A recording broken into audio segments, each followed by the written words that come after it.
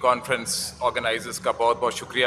It's a great pleasure to be with everybody here and میں جو سارے اٹینڈیز ہیں آج کے ایونٹ میں and especially the youth سب کا شکریہ ادا کرنا چاہتا ہوں for being at this discussion today. تو I also want to say کہ جو شاہد صاحب نے باتیں کی اور جو عائشہ صاحبہ نے باتیں کی بالکل ان سے اتفاق کرتا ہوں. خاص کر شاہد صاحب نے کہا کہ جب تک سیاسی معاملات جو ہیں وہ درست نہیں ہوں گے تو ہمارے معاشی معاملات بھی درست نہیں ہو سکیں گے. فلی ایگری 100%.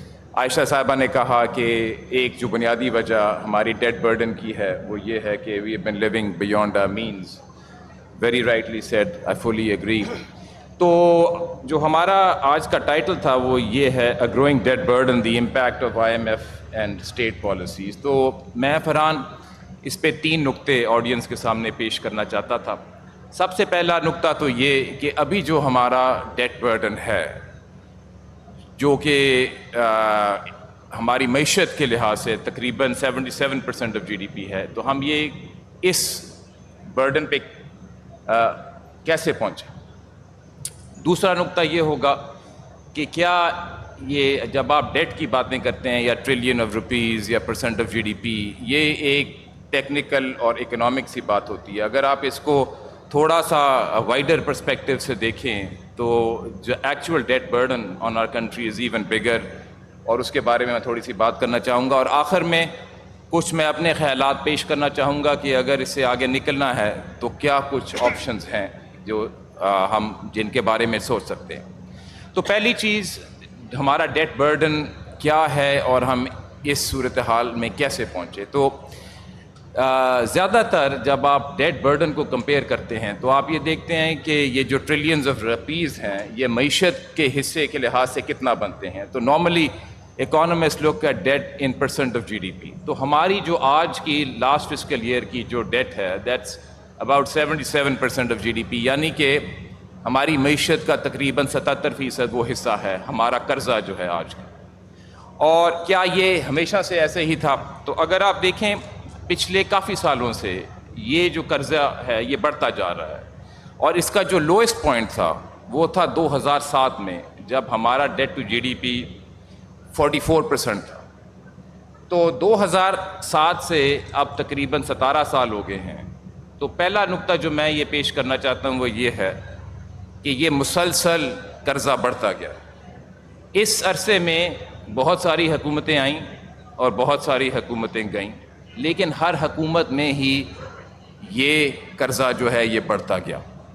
تو پہلا نقطہ یہ ہے کہ ہماری جو ڈیٹ پرابلم ہے it's a shared problem amongst all the governments, amongst all the political parties. اور اگر اس کو ایڈریس کرنا ہے تو the first thing we have to do is to step away from a blame game and to think about the policies themselves کہ کیا وہ policies ہیں جو کہ ہر گورنمنٹ نے ہی اڈاپٹ کی ہیں جس کی وجہ سے یہ قرضہ بڑھتا گیا ہے. تو پہلا تو میرا نقطہ یہ تھا فرحان کہ ہم اس سٹیج تک کیسے پہنچے جو آج ہمارا قرضے کا برڈن ہے. اب دوسرا نقطہ جس پہ میں آنا چاہتا ہوں وہ یہ ہے کہ دیکھیں یہ تو ایک اکنامک بات ہو گئی کہ آپ کا debt to GDP 66 trillion rupees ہے یا 77% آف GDP ہے یا 280,000 پر پرسن ہے. اگر آپ یہ دیکھیں کہ ملک جب قرضہ لیتے ہیں وہ اس لیے لیتے ہیں کہ ان کے جو اسپینڈنگ نیڈز ہیں وہ ان کے ریونیوز سے میٹ نہیں ہو رہی. تو سوال یہ پیدا ہوتا ہے کہ وہ اسپینڈنگ جو ہے جو کی گئی کیا اس سے قوم کو فائدہ ہوا کہ نہیں. اور اب میں کچھ آپ کے سامنے فگرز پیش کرنا چاہتا ہوں کہ جو اگر ہمارا ایکچوئل ڈیٹ برڈن ہے وہ ان فگر سے جو میں نے آپ کے سامنے رکھے ہیں بہت زیادہ ہے.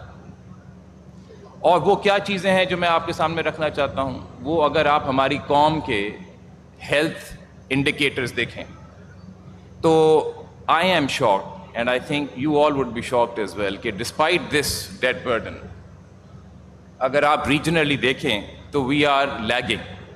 ایک میں آپ کو مثال دیتا ہوں انفنٹ مورٹیلٹی ریٹ کی.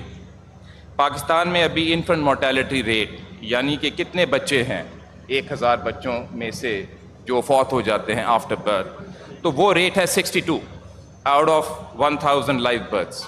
یہ پاکستان کا ریٹ.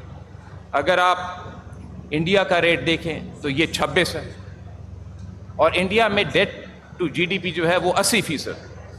تو کہنے کی مراد یہ ہے کہ اور ملک ہیں جس میں شاید ڈیٹ کا برڈن وہی ہے، لیکن جو انہوں نے اپنے جس طرح ایکسپینڈیچرز کو ٹارگٹ کیا ہے اس سے قوم کی بہتری کے لیے زیادہ انہوں نے کام کیا ہے. بنگلہ دیش میں infant mortality rate is 23 out of 1000 life births.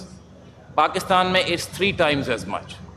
تو کہنے کی مراد یہ ہے کہ ہمارا جو ایکچوئل ڈیٹ برڈن ہے that is a lot more than what the figures show, because we are indebting our youth, our children right now. ابھی جو ہماری آڈینس میں جو نوجوان ہیں ان کی جب وہ اپنی اولاد کے بارے میں سوچیں گے تو these are the figures that they are looking at, and this is the debt burden that we have left for our youth right now. It's not just infant mortality. اگر آپ آگے دیکھیں کچھ اور ہیلتھ کے انڈیکیٹرز دیکھ لیں، آپ اگر ہیپیٹائٹس دیکھ لیں، پاکستان میں ہیپیٹائٹس کی پریولنس ہے 7%. اگر آپ بنگلہ دیش میں دیکھ لیں تو اٹس 0.6%, 10 times less. اگر آپ if you look at the rate of diabetes, Pakistan میں that's 27%, بنگلہ دیش میں it's 13%, again half. تو میرا دوسرا نقطہ یہ ہے کہ the actual debt burden that we face, when you look at our health, when you look at our education indicators, that is even worse than what you see from our headline figures. اب آخری نقطہ جس پہ میں آنا چاہتا ہوں وہ یہ ہے کہ اس کا کیا ہو سکتا ہے ہماری ڈیٹ کا. دیکھیں، یہ جو میں نے پہلے آپ کے سامنے پوائنٹ رکھا کہ پچھلے 17 سال سے اگر ہمارا قرضہ بڑھتا جا رہا ہے تو اس میں ہر حکومت کا ہی تھوڑا بہت حصہ ہے. تو اب اگر اس کو کم کرنا ہے تو how do we get cooperation across all the different parties کہ اس کو کم کیا جائے. اور یہ نہ صرف ایک فیڈرل مسئلہ ہے، this is a provincial issue as well, because data سے جو آپ اسپینڈنگ جنریٹ کر رہے ہیں اور اس کو آپ نے کہاں ایلوکیٹ کرنا ہے. Subjects like health are a provincial matter, تو اس میں آپ نے انٹر پروونشل ساری پروونسز کو ساتھ لے کے کیسے چلیں. تو میں جو اس میں بات نہیں کرنا چاہتا ہوں وہ یہ ہے کہ سب سے پہلے تو یہ کسی ایک حکومت کے بس کی بات نہیں ہونی. اس میں what we need is ownership across all the different parties. We need a plan that's a non-partisan plan.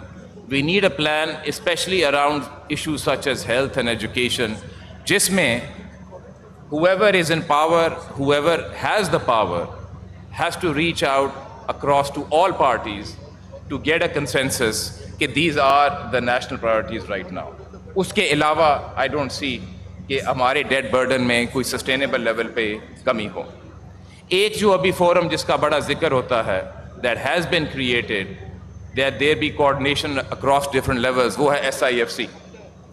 اور SIFC کو اس لیے لایا گیا کہ حکومت میں کوآرڈینیشن نہیں ہوتی، تو کافی ساری چیزیں ہیں جو کہ طے ہو جاتی ہیں لیکن اس پہ ایگزیکیوشن نہیں ہوتی.